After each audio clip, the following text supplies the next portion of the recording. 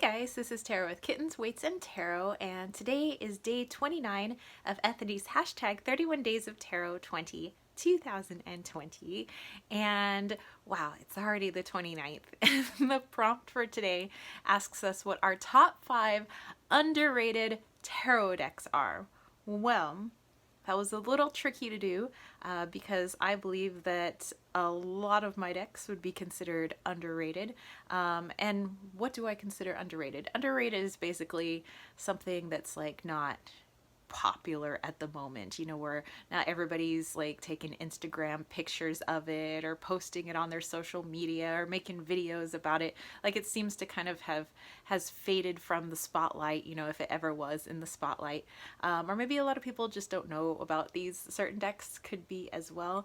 But yeah, just underrated to me is I just don't see it around a lot. And maybe you guys are using this. And if you are, any of these decks, definitely let me know in the comment section down below. Like, hey, I use that almost every day, or that's a popular deck of mine. You know, it's just, you know, as I look around, I don't really see these decks like on the Instagrams or on Facebook or even actually coming up for sale or trade in some of the Facebook groups. I just don't see too much of them. So yeah, let's dive in. I have my tea. I have my, well, I guess you can't see him, but there he is. There's his ears. I have Wally on my lap. It just seems like with these videos, I have to have a kitten on my lap. It's like I sit down, kitten shows up, bam, we make a video. So anyway, let me take a sip of tea. It's the temperature of lava, so we're gonna put this off to the side.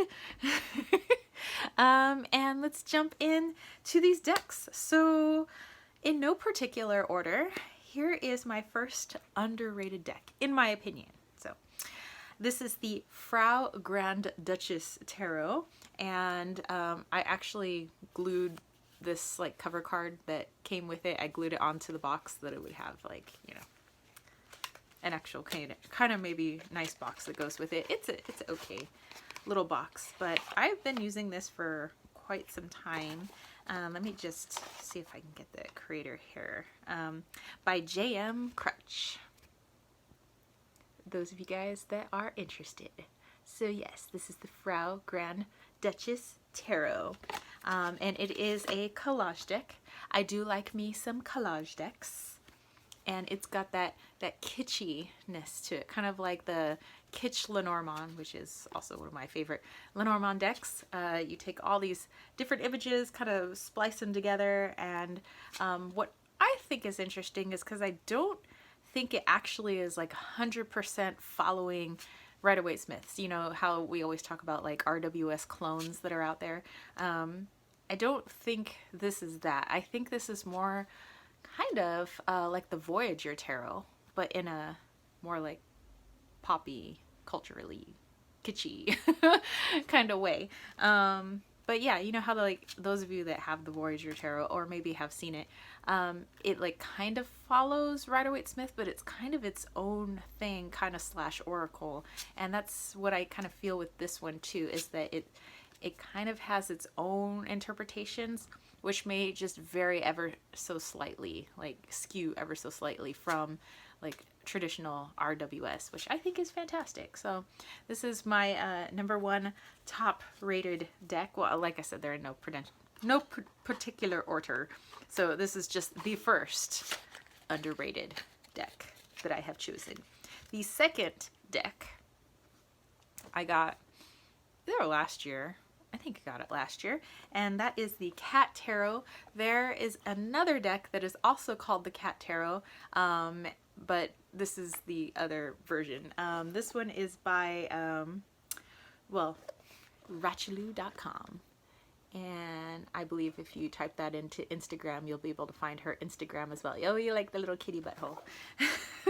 But yes, comes in this giant box. It's these little square cards. Basically, it's kind of like watercolor paper, like really thick watercolor paper. So the artist said she would make some improvements like on the cards and things like that, maybe to, you know, appease certain people for the next printing, but for me, I like it. And actually, she had to print all of these herself, like at home. Like these weren't off at a printer somewhere. So I thought that was fantastic, which means they were all cut by hand from her as well. But yeah, let me just get into these little characters. By the way, here are the backings and has all 4 suits in the back. But yeah, I like this a lot. I think you know, definitely it's very almost traditional, RWS sort of traditional, loosely traditional with kittens. But what I think is nice about, I have quite a few cat decks, obviously, because kittens, weights, and tarot. But I like that they all have a different, like, interpretation of cats as they interpret the tarot. Whereas this one, the other ones have kind of like a funky, sassy vibe as well, but this one's more, I don't know, like funky cute. Like maybe they don't even know they're being funky cute. You know, it's kind of my vibe with these kitties. Like they just are. Like they're not trying to put on any fronts that they're funky cute. And so that also adds a layer to my readings, and I get some very good readings with this. And it's kind of easy for the cards to get all kind of turned around because they're just square. So I do accidentally get some reversals, and even though I don't read reversals, like I'll quickly turn it upright, but I can read it in an opposing way. You know, I don't, you know, usually if I look at a card, let's say we get the Chariot, but I don't feel like the reading's got Chariot vibes. I think it's quite the opposite, or there's something wrong here with the Chariot. You know, I just intuitively get that. But what's fun here is because they like to turn themselves upside down. They're like, hey, in case you didn't get the intuitive message, we're going to turn ourselves upside down for you. But yeah, I really like these. I like that they're small and I can kind of throw them in a bag and take them with me. I love my little travel decks. I am very scared though that, you know, because it is just untreated paper, that I'm going to like crease it or something. I mean, it's really thick, obviously, paper. I don't know, it's just they're so small. I'm afraid of like damaging the little corners here. But anyway, that's my other underrated deck. Rachel Logan. Rachel Logan is her name. Rachaloo, that's right. Because I was like, I forgot, like, what is that short for? Rachel Logan is the creator of the Cat Tarot. So if you want to look her up on Instagram, she has all the, you know, images of her deck up there. All right, so let's get into the third underrated deck, of course, in my opinion, and that one is the Practical Magic Tarot. And everybody got a little pouch who ordered her deck, and all the pouches look different because I look on Instagram and I see people, well, not a lot of people, but there was a few people that were posting images of her deck, and I noticed that the pouches were all different, which I thought was kind of neat. So anyway, the creator is Chingay Labrador, and that's her little guidebook there. I know that she's been interviewed on a few people's channels. She's been on a podcast. She tries to travel, you know, to try to get her deck out. Like she's got the hustle, man. She's like trying to hustle these websites, trying to sell, you know, her deck, and I think that's fantastic. I do admire people with a lot of drive and enthusiasm for what they do, and she hails from the Philippines, which is where a good chunk of my family hails from. So, I mean, you know, gotta help out a Filipinoy, right? So this is the Practical Magic Tarot. This is obviously the backings. Kind of has, following the same kind of feel as the Frau Grand Duchess Tarot, which I showed first. But although this is collage, I don't have that intense feeling like I would the Voyager Tarot with this. This one is more, it's simplified. I have a younger feel to it. It kind of almost gives me Lisa Frank feels, which I don't even know why, because it doesn't, it's not like it's colored full of like Lisa Frank colors, but I just have that vibe. Like I'm back in school, like I have that like teenager vibes, like Lisa Frank. It's airy, it's whimsical, but also can like bring in the adulting. quite quickly, you know, in the readings, and I just kind of feel that. Also loosely based on the RWS. And I like that too, because I like to widen my vocabulary when it comes to my readings. So if I could get decks with a lot of different points of view, or buy books, tarot books that have a lot of different interpretations of the same system, I think then I could get a wider range of vocabulary of that system. And then, you know, of course I branch off into other systems and try like meshing the systems together. And then you just get like a deeper, I think, reading that you do for other people. So yeah, so this is the Practical Magic Tarot by Chingay Labrador. All right, and then we move into our third deck. I was like fourth deck. No, wait, third, fourth. Okay, so our fourth deck is the Romantic Tarot, and this was put out by Lo Scarabeo. I know some people get, you know, something with the Lo Scarabeo decks just because they have multiple languages on the cards. But this is literally like my go-to deck for relationship readings, like love readings, anything relationship readings. Like this is the deck that I use like 100% of the time. I may bring in other decks as well, but I will always use the Romantic Tarot. I think it's that good when it comes to relationship readings. It just always seems to be just so spot on. And also the people that maybe don't like the multiple languages that are on the cards with Lo Scarabeo, you don't have that with this deck. So there's also that. There's actually not a lot of words at all. Actually, there's none. So like here you have the wheel card. It doesn't even say the wheel anywhere here. You just have the number 10 and you have the image. So you just kind of have to know. But the images are clear enough where like you know what it is. Of course we have the cups. Some of the suits have been changed up a little bit. I mean the coins are pentacles. But where are my other ones? Oh, okay.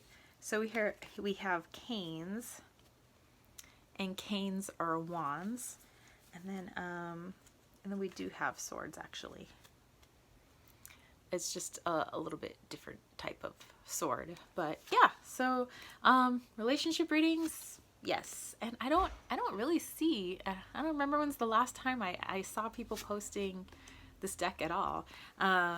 I don't usually post this deck online a lot, but I know that I do use it a lot. And I'm glad that the cards are really coded because they do get a lot of use. And they've stood up quite well to all of that use and possibly abuse. But yeah, I think they do well with all different types of relationship readings. Also, like when people are looking into unblocking themselves and inviting in relationships, I also think this is good for that as well. So yeah, this is the Romantic Tarot, and I think it is freaking fantastic. Like I said, it gets a lot of use. Let me know if you have this deck. Do you use it as much as I do? Do you use it specifically just for relationship readings? Because that's all I use it for, is just relationship readings. Okay, so that was the fourth deck. Now we get into our fifth and final deck of my top 5 underrated decks, and that one is the Food Fortunes. Food Fortunes Tarot, and this is by Josh Lafayette, so written and illustrated by him. Again, I don't see this one a lot, but people do comment on my review that I have done on this deck, so it was meant to be kind of fun, but it does sorta kinda follow an RWS system. So it does have the trumps, it does have a major arcana, it does have suits, but the suits are divided into, what was it, like main courses, side courses, desserts, and drinks. So you can kind of figure out what those are. So drinks, of course, would be cups. For me, desserts was wands, because I think of like getting a sugar high. So it's like, think Beavis and Butthead. And then pentacles was the side courses, and then the main course, which is pictured with a knife, is my swords for me. Okay, so they also have labels down at the bottom to kind of go with, you know, what you're seeing up here. So you have certain symbols which relate to either the major arcana or the suits, and it gives you a number of like what it is. And so for this one we have the Knight of Manes. So this would be like the Knight of Swords. And you know, if you look at it and use your intuition and kind of like what's going on there, and you think about actually maybe eating some of those foods, I really do think it kind of ties in with the Rider-Waite-Smith. I mean, I know it was meant to be kind of a silly deck, but I use it seriously, and it can be kind of serious. I mean, it's obviously got a lot of fun to it, which I think is also good, especially if you're doing very heavy reading. This is good to bust out. Oh, I love this one. The burro, the burrito. Oh my gosh. Actually, let's go back to this one. So this is the third card in the Major Arcana. But yeah, I think it's fun. It's actually really good cardstock too, like for a fun deck. And those are your backings. I mean, they're just kind of like silly backings, but I dig it. You know, I consider myself kind of a foodie. I like to eat. I like to try new things. And so if I can incorporate that into my tarot, then awesome. So yeah, there you go. Let me see if I can find one of my more favorite ones. I love the one that says the hot mess. I don't know if I'll be able to find it. It's the Sunday. The Sunday is the hot. Oh, this one's good too. Page of Sweets, which is like your Page of Wands. Oh my goodness. No, we're not going to find the hot mess right now. You know why? Because the hot mess is a hot mess. Ooh, ooh, ooh, ooh. King of Sides, which is your King of Pentacles. That looks pentacles-y to me. Anyway, that's it. Those were my top 5 underrated decks. I'm looking forward to what you guys come up with. I have a lot of your videos in my queue. I've just been like so busy. I haven't been able to watch all of the videos that, you know, are connected to this tag. But I definitely do want to watch a lot of them, especially because I've been subscribing to some new channels as well as people I didn't know were out there. And I'm like, oh my gosh, like they're really fun and I want to watch more of their videos. So I think it's also a great way to meet new people through this tag, which I think is excellent. So thanks, Ethany. And that's it for me, Spiritual Homies. If you would like to catch a reading from me, head over to www.kittensweetsandtarot.com. And if you want to throw a little tea money my way, I love me some tea, think about joining that KWT tribe over at patreon.com/kittensweetsandtarot. I have a lot of free goodies. And I also want to mention my VIP patron for the month, Mr. Joseph Monreal, my Uncle Joe. And yeah, that's it for me, Spiritual Homies. I will catch you later. Peace, love, and chicken grease. Peace out.